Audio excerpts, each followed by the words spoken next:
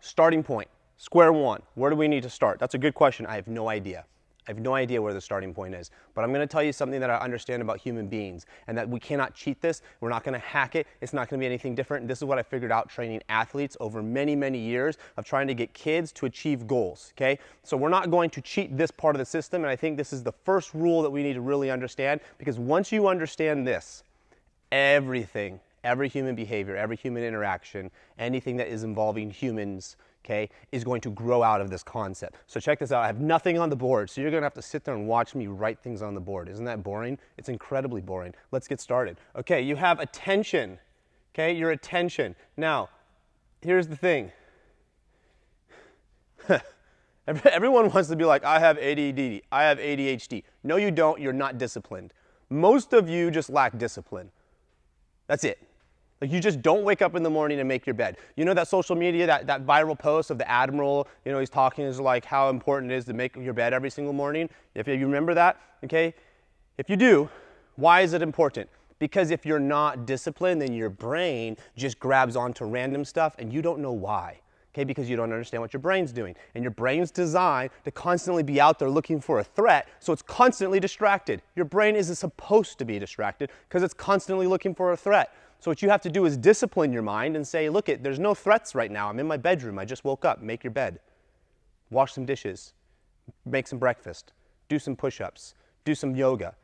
Get your brain disciplined, because then you can be more productive, because we do not live in a society where most of us don't. We live in an area where we have to constantly be worried about a threat. Now, if you do have to constantly be worried about a threat, it's like you don't want to lose that. You still need to get disciplined and regime and regimented in that process. But again, there's discipline. So most of us who have ADD, ADHD that are all talking about that, I work with kids. I've worked with kids the last 20 years. Most of those kids who can't focus and can't pay attention, like, I have, attention deficit disorder. It's like, no, you don't. You just lack discipline and you lack purpose. Okay, but once you become disciplined and you find purpose, the focus is there. I've never experienced a situation where like a boy doesn't want to play video games. Like, isn't that weird?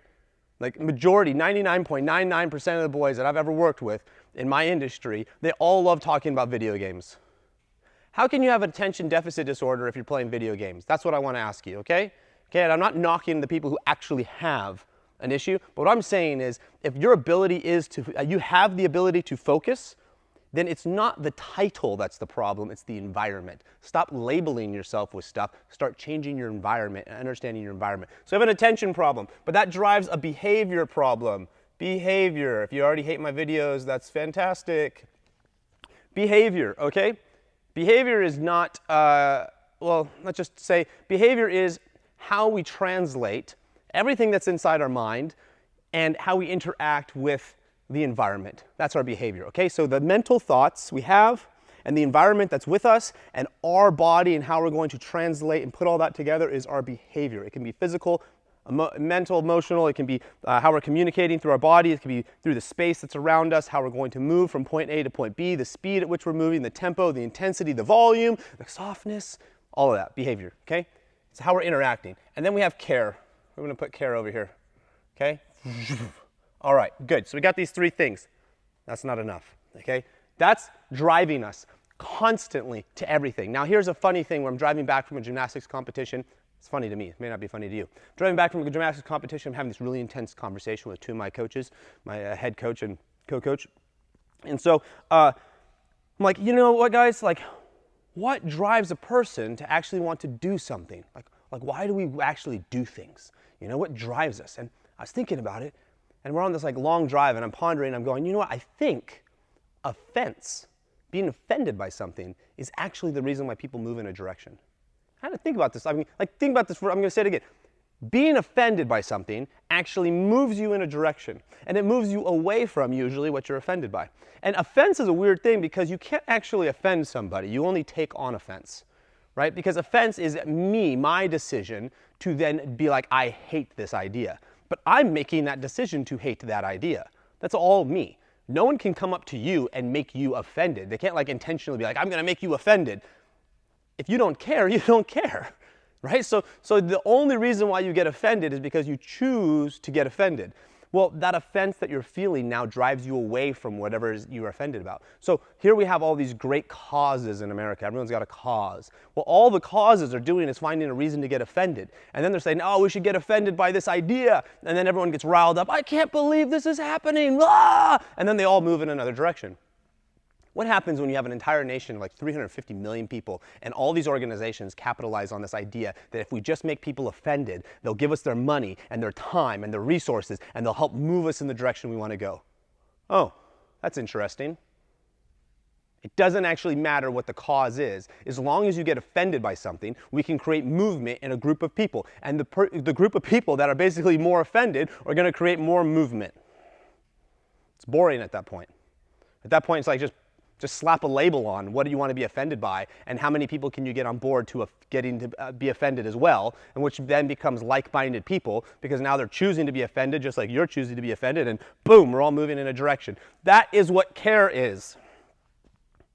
Care is moving into the direction of something that we want to put our effort into, okay? And usually it's sparked because we are offended by an idea, okay? And that's why when you read business books, Good to Great, Built to Last, you read the leadership books, like is it Maxwell's leadership books, and they basically it's like the idea that you almost have to have this traumatic experience in your life to really shape you and pivot you from who you used to be to who you now want to become, which means then you're kind of offended by the old person. And that's no different. I was raised a Christian, and that's kind of no different than the idea of you crucify yourself. You kill off your old self and you become a new self. So like yesterday is the version of me I didn't like, but today is now the version of me I do like. And you do it on a daily cycle, and now you're like, okay, I'm going to kill off the old me, I'm going to find the new me, and I'm going to become more refined and better, and I'm going to separate myself from the old me and become a better version of the new me, and it's just a cyclical process. Okay, enough of that. This conversation got really boring, right? So now we have we have physical, mental, and emotional. So we have a trinity. That's interesting. Now, we're going to put physical here. Now, why do we have to have a trinity? Because I'm a Christian and I like trinities? No, I think there's something that's going wrong with the number 3, and the number 3 seems to happen a lot of times. I have 3, attention, behavior, care. I have physical, mental, and emotional. 3 is an easy number to remember. There's 2 endpoints to every spectrum, and there's a middle. And it's really easy to understand things when you understand the limits on either side and you understand the middle. And once you understand that, your brain can kind of fill in all the gaps. That's why 3 is a great number. Okay, cool. Let's move on. Physical, attention. How does my attention show itself in a physical sense? It's called habit. Habits. Okay, now habits are not real. Okay, people talk about the word habit, and if you think about habits, like in the 1950s, you can't teach an old dog new tricks type of stuff. Okay, that's not real. Okay, because back in the 90s, people finally learned essentially things about the brain that they never knew before, and so they previously thought that you couldn't change the brain. You're just kind of set in your own ways, and that's what you're going to do. And then they discovered, whoa, the brain's kind of like plastic, and you can actually rewire your brain to do different things. And now we're living in the day and age where it's almost like you could just keep rewiring your brain to be whatever you want to. So habits aren't really like what they used to be. Habits are more like a pattern of behavior that shows itself without prompting. You don't need to wake up and think about it, you just do it. That's what a habit is. So it's just basically a behavior pattern that you've done so many times it no longer doesn't need a conscious prompting, it has an unconscious prompting. Okay? And so habits present themselves in many different ways, but we're going to say that the attention is driven by a habit. So what does that mean? That means that if someone says your name, hey Raleigh, I just look. I look because they said my name. It's a habit. I'm hungry. I eat food. It's a habit. Eating food is a physical action. I need the physicality. It's a habit. Drinking water, breathing. It's just a habit. I just have this habit called breathing. It's happening on an unconscious level without prompting. It doesn't mean that has to even be purpose behind it. Sitting down and standing up, they're habits. Your legs get tired, you sit down. You want to shake your legs out, move, you just stand up. You don't actually think about like the 10-step process, like, okay, my legs are tired, I should probably sit down, but if I sit down, then I'm gonna have to get back up. How long do I want to sit? Like, you don't do any of that. You're just like, my legs are tired, and you sit down. Okay, so it's this unprompting experience. But habits now, in the physical realm, habits are going to drive behavior. Oh, interesting. My habits, things that grab my attention habitually, are going to now start driving a behavior. If I don't have a habit of waking up out of bed and making in my bed, that's not a habit. then what's the next thing that's coming out of that behavior? If I don't have a habit of eating breakfast in the morning or getting a good breakfast or hydrating properly, if that's not a habit, then what's the behavior that follows? Boom. Are we seeing how this is working? I'm unlocking humans. You ready for this? I hope so. Okay, so habits. Now we're getting into the behavior. The behavior is essentially, I'm going to call it your peer group, but it's essentially your buy-in. Okay, so the behavior is essentially your buy-in, but we're going to say peer group because, and I'll put buy-in over here, and you're probably like, Raleigh, I can't read any of this writing. And it's like, cool, zoom in on your camera, I don't know. But peer group buy-in, okay? Now why peer group? Because you've heard, I hope you've heard the idea that you're like the 5 closest people near you. You know, like you're going to become your peer group.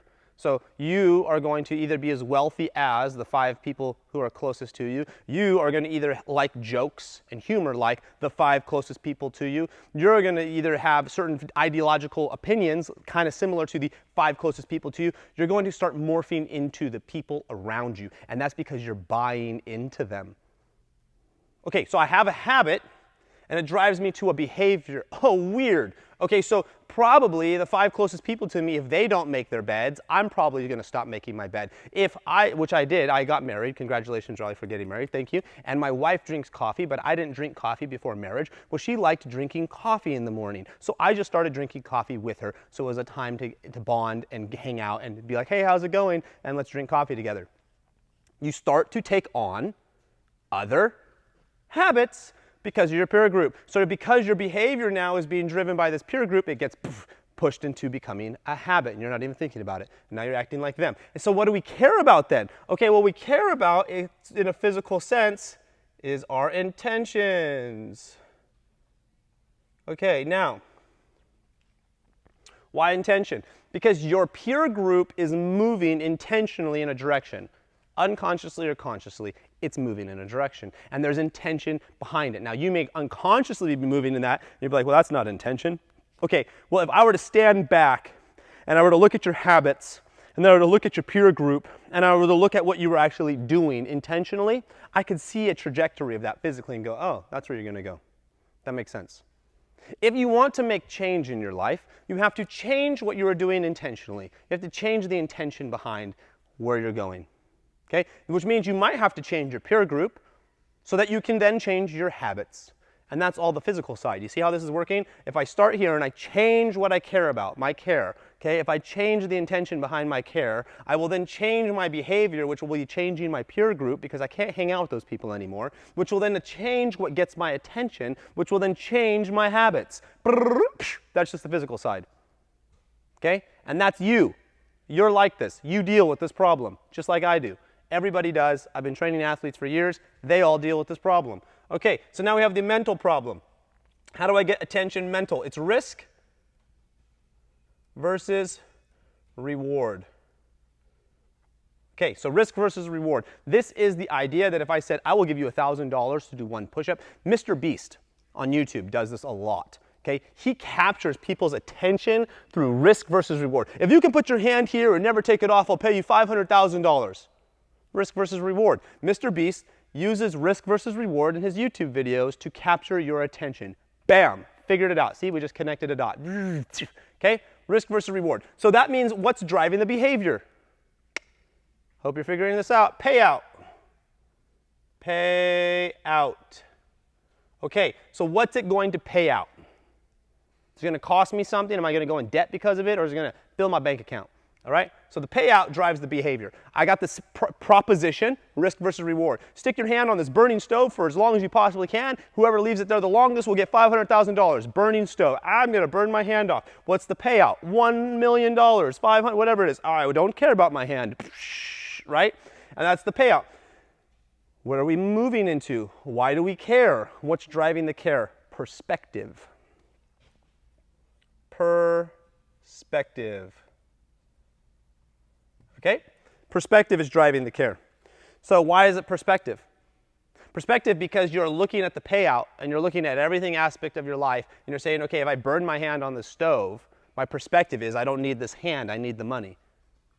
Now you might be in a situation where you look at the payout and you go, nah, I don't want that. So you go to your parents, say, hey, you need to get a job, and they're like, I can't get a job. And you're like, well, you got to go work at a fast food restaurant. You're like, I never work at a fast food restaurant. That's like, none of my friends do that. It's not cool. Maybe you need to change your perspective. Maybe you need to learn how to humble yourself. Maybe you need to learn how to experience a lifestyle that other people are experiencing so you can better connect with other people. Maybe you need to, whatever it is, just elevate yourself, because maybe you can become a manager in a fast food restaurant faster than you can become a manager at a restaurant, right? And so now you're going to change your perspective. So the value, the payout, you change the perspective, and now your payout might look different. Does the money in the hand really matter, or does the attention matter? Oh, I really want all the significance of the eyes. I really want a good story to tell my friends. So it doesn't even matter if I win the money and I burn my hand. I got a great story I can go tell my friends. I can go make another YouTube video about how I failed Mr. Beast's challenge, right? Perspective. So the moment we start changing our perspective, now we can change the payout, which then changes how we view the risk and reward. It becomes a perspective problem. Okay, let's move on. Now over here we have pleasure, and this one gets tricky, but I'm using the word pleasure. It's because I think we can connect to pleasure a little bit better, okay? Pleasure, curiosity, surprise, okay, novelty effect. Just Instagram feeds, oh, we'll just keep going. Oh, Facebook, we'll just keep going. Oh, TikTok came along, oh, we'll just keep going. Yeah, all of that, why are we following this trend of just endless feeds? Because it's the novelty effect, it's the surprise, it's the pleasure of something new. Oh, that's new. Oh, that's new. Oh, that's new. Oh, that's new. Notice how it grabs your attention? They just hijacked your attention because of their pleasure gland. I don't have a pleasure gland, but it's just like, oh, I'm feeling some pleasure, so I'll just give you my attention. That's what these videos and social media are doing. And they're just like, oh, if we throw some colors in, we do this crazy thing, oh, we'll do these jump cuts. In movies, you're supposed to change the scene, change the cut. Essentially, it was like, I don't know, every 6 seconds is when I took a class on it. Now it's probably gone down to like every 3 seconds. You got to be like cut, cut, cut, and change the angle, change the angle, change the angle. Because the more you do that, the more the brain is like something new, something new, something new. I'm not doing any of that stuff in my videos because if you don't like that, if you can't sit here and actually watch the information, you're not interesting to me. I only want to have an interesting audience, okay? So there you go. You're the problem, not me. Okay, so pleasure. Someone's got pleasure. You're like, oh, I'm chasing pleasure. It's going to grab your attention. So if you're like, I love chocolate ice cream, and I said, hey, would you like some chocolate ice cream? You're like, yes, I would. I get your attention just like that. Simple tactics, not even complicated. But what's driving the behavior then? I got the attention. What's driving the behavior? Does anyone know? Does anyone? Oh, okay, it's measurement. Measurement. Okay, and you can look at it also like distance. So, what makes something pleasurable, surprise, curiosity, what drives a lot, what makes it interesting to get you engaged is the distance from where you are to where it is. If I said, hey, I have some chocolate ice cream, but I'm sticking it on Mount Everest, go get it. You'd just be like, nah, I'm cool. Not interested. It kills the mood. Kills the mood. Right? So that's the mood kill. So the measurement, the distance, how you measure your steps to getting to the next step, if it's too great from where you are and the amount of effort you have to put into where you want to go, you'll be like, not interested, not curious enough. It's like going to class and some teacher being like, why don't you just read 5 pages ahead so you'd know the information better? You're like, I'm not curious enough. That's it. Simple as that. The distance is too great. There's not enough interest. Okay, so what happens, though, when the distance becomes too great? What drives the care? You don't know? Neither do I. No, I'm just kidding. I do. I'm going to tell you. Hope. Okay, so what drives it is the distance has to be close enough so that there's actual hope that I can get there. So the pleasure only matters if I have hope that I can actually partake in it. Okay? But when the distance gets so great, I start to lose hope. Oh, it's too far away. I'll never do it. Toddlers are like this. If you have a toddler, I have 2, they're like this, where if you just be like, all right, no more TV. If you say no more TV, they're like, no more TV? Ever? And they're like, there's no hope. And then they turn into like a raging teenager, but they're like, 2. They're like, ah! Because they think it's like literally no more, forever, right? So they've lost all hope. Like you're taking TV away from them forever. They lose all hope and then they just go into a rage. Hope. Okay, so there's something in sales. Okay, if you're into the internet marketing world of I'm going to become the next cool trendy coach online and build an audience and a private group and we're going to do all this blah blah blah de blah. Okay, you probably are familiar with the 3 different things you can sell. Oh my goodness, that's weird that it's 3. I didn't make this one up. Okay, I made this up. This is my beast. Okay, 3 different things you can sell. You can sell wealth. Hey, if you just sign up to my program, I'll make you $100,000. I can sell you wealth. I can sell you health. If you sign up to my program, I will make you healthier and you will live the happiest life you've ever had. You can sell relationship. Okay, if you sign up to my program, you'll be able to find the woman of your dreams or the man of your dreams, and he will love you because you're amazing. You're not. You should probably work on yourself a little bit more. But that's what you're selling. Wealth, health, or relationship. That's basically what everything can get lumped into a category on. So let's say we want to sell some wealth. Here's the problem. To get wealthy, you're going to have to fix what you're intentional about. To get wealthy, you're going to have to change your perspective. And to get wealthy, you're going to have to make sure that your steps have hope built into them, that you don't lose hope along the way. Because how many of you have started a process and then halfway through you're like, forget it, I'm never doing that again, it's too hard. And you don't complete it because you lost hope. Now, I'm going to come back to this hope story because this is a key, huge point here. But let's just take health, for instance. How many people go to the gym and then they stop going to the gym because you lost hope? How many people go to the gym and they stop going to the gym because you lost perspective? How many people go to the gym and then they stop going to the gym because you're not being intentional anymore? Interesting. Oh, you want some good relationships? You want your relationships to improve? Weird. Well, your relationships need to have hope built into them. You need to stop burning all the bridges and getting mad at people who hurt your feelings and stuff like that. You need to have hope that the relationship will improve. If you do not have hope for the future of your relationships, it's like you're just going to be like, I hate you, you backstab me. No hope. No hope that they're going to change. Forgiveness is having hope that the person is going to, I forgive you. I have hope that you have changed. Okay? Perspective. Well, they didn't really mean what they said. They don't know how to articulate the words. They're very passionate, but they don't know how to use the words properly or in an effective or productive manner. Oh, that's perspective. If you have perspective in relationship, you can not get caught up in all the jargon and what words are using. So if you have perspective, your relationships will improve. If you have intention, hey, you know what? No one ever calls me to hang out. I wish people called me. Oh, really? Well, why don't you be intentional and call them? Pick up the phone and call somebody and say, hey, how are you doing? Because they're probably feeling exactly like you're feeling. And so if you lack intention, okay, you're going to struggle with a relationship. And you're going to see how these are going to manifest themselves in these areas, an emotional level, a mental level, and a physical level. And you're going to see how they're going to adjust how you care, how your behavior is, and how your habits or what drives your attention. But here's a cool hope story. Hope story, rats, mice, I don't know. Scientists stick them in a bucket of water. They want to see how long they tread water. 15 minutes, they drowned. They're like, that sucks. You died in 15 minutes. So they put another rat in, and right before it drowns, they take it out of the water. They dry it off. They give it a little massage. They let them breathe back to normal. They say, hey, get back in the bucket. They tread water for 60 hours. So the story goes. They went from 15 minutes of treading water to 60 hours worth of treading water because they had hope that they would be saved. That is the power of hope. That really is the message of Jesus Christ. If you are curious at all, it's all about the message of hope. And so when humans have hope, think about how much longer you will go. When you lose hope, you're done. Depression, anxiety, done. I lost hope. When you have hope, you just keep going. You ever run a marathon? You ever get to, I ran a marathon, got to the 18th mile, and I was like, this sucks. My legs are done. It's like, Raleigh, there's dead people along the side, because that's what it looks like when you go to a marathon. They just drop off and they're all on the side. And you're like, you can either become one of those people or you can finish the race. And all I was like, is I don't want to become one of those people. It's like, well, can you keep moving? I can waddle. That's what I was thinking. I'll just waddle myself to the finish line.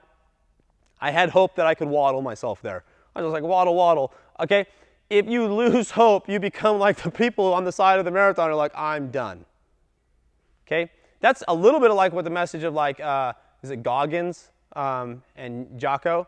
They kind of have that message because it's all about kind of this grind and working really hard for something and, doing the suck first. Do the thing that sucks first.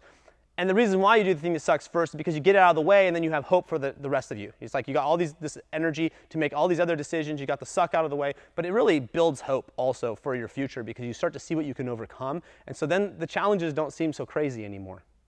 Okay? So here's how it all works. That's the game you're playing.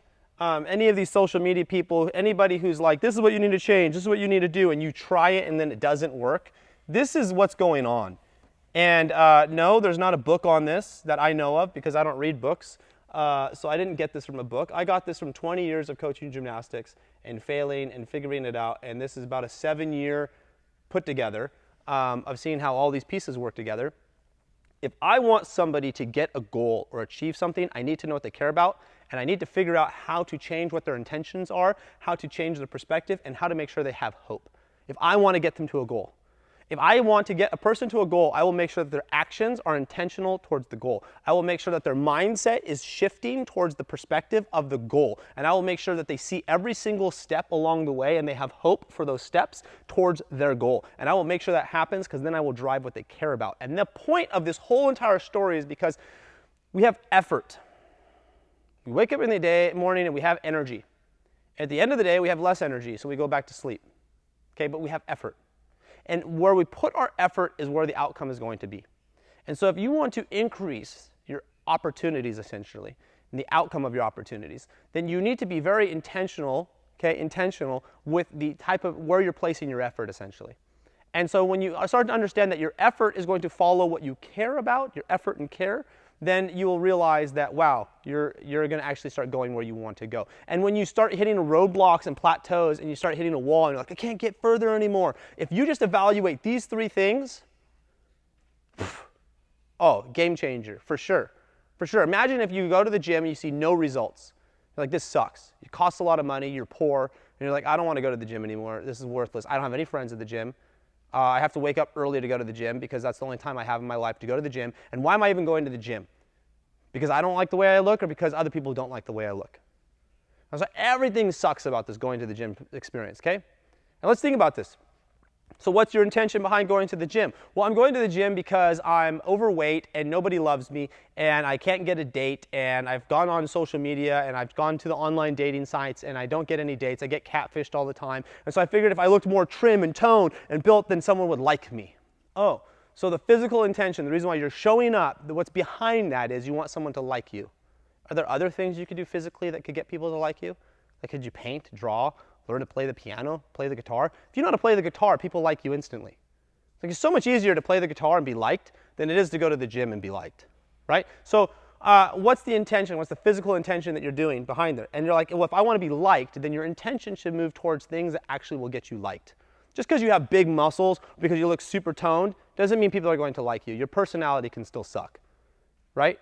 So that's not going to change it. But hey, maybe that's what it, maybe it's you're like health reasons.